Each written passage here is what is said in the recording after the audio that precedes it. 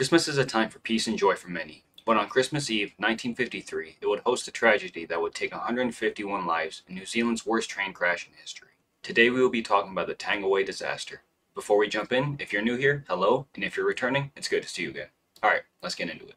285 passengers and crew were traveling on the KA949 class steam locomotive equipped with 11 carriages, riding on the North Island main trunk line on Christmas Eve 1953, all ready to go home for Christmas with presents and spirits high. The train was traveling around 40 miles per hour at 10:20 p.m., 10 miles under the speed limit for that area and 1 minute before disaster. The casual train ride would be interrupted by a man on the side of the tracks waving a torch. This man was Cyril Ellis, who saw impending doom before anyone else, although this has been disputed. 200 meters before an upcoming bridge, either because of Ellis or seeing it with their own eyes, the train's driver, Charles Parker, shut off steam and activated the emergency brake, while Lance Redmond, Parker's fireman, shut off the oil supply valve for the fire and began sanding the tracks. They saw the upcoming bridge was weakened by a rapid mud flow and couldn't support the train. These actions would save 134 lives, but it couldn't have prevented the locomotive, the tender, and 5 second-class carriages from plunging into the river, almost to certain death. What was left was 4 first-class carriages, the guard's van, and the postal van. However, the leading first-class carriage was teetering on the bridge. That's when Cyril Ellis, the man who was supposedly waving the torch, William Inglis, the train's guard, John Holman, a passenger, and Arthur Dewar Bell, a passerby, ran to the teetering carriage to try and rescue the passengers. They had smashed a window and escorted 23 occupants out to safety, with only 1 death. The fatality was a girl who was trapped in her seat, and she unfortunately drowned. The carriage would succumb to nature's wrath and also fall into the river. Undoubtedly, Charles Parker, Lance Redmond, Cyril Ellis, William Inglis, John Holman, and Arthur Dewar Bell prevented more casualties that day. Charles Parker and Lance Redmond paid the ultimate sacrifice, but yet these 2 men wouldn't be recognized as heroes until 2017.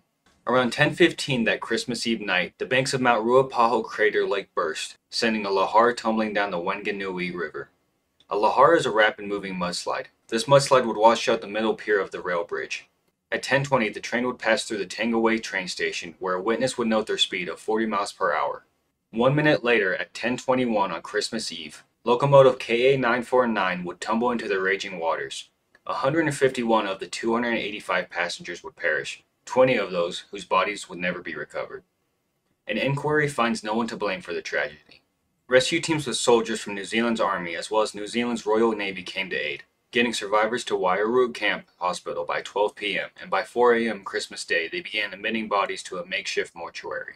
In further efforts, many people participated in the rescue effort. From Sydney Holland, New Zealand's Prime Minister, arriving Christmas morning to coordinate, the New Zealand's Army leading local villages to help with body recovery, to the locals themselves who would take recovered bodies and make sure they arrived at Wairau for identification. Ellis and Holman received the George Medal in 1954, and Inglis and Bell received the British Empire Medal for their actions. However, Charles Parker and Lance Redmond weren't recognized. In fact, I've read reports where the public questioned their actions, asking why didn't they do this or why didn't they do that. This way of thinking was allegedly perpetuated by the government officials, prepping up Ellis to avoid attention of the railway's negligence towards that bridge. Again, that part specifically is up for debate. What isn't up for debate is it took 64 years for Charles Parker and Lance Redmond's family to get closure as the heroes they were. If we are going by the date the George Medal was given out, that was 63 years too long.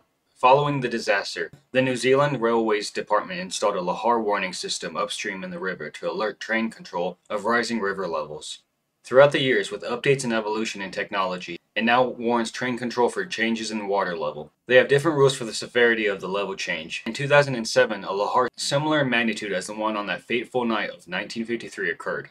With the systems in place, all trains stopped and the bridge would be checked and cleared before returning to use. As almost any safety precaution or rule, it was written in blood. Looking into cases of tragedies, it can be easy to become nihilistic. However, I feel as if it is important to highlight the good in humanity when discussing topics so dark. That good is Charles Parker and Lance Redmond, who did all in their powers to save some lives before losing their own, as well as the heroes who did all that they could in reactionary to the horrors in front of them. Cyril Ellis, William Inglis, John Holman, and Arthur Bell should have their stories shared, and the victims of the Tangiwai disaster should never be forgotten.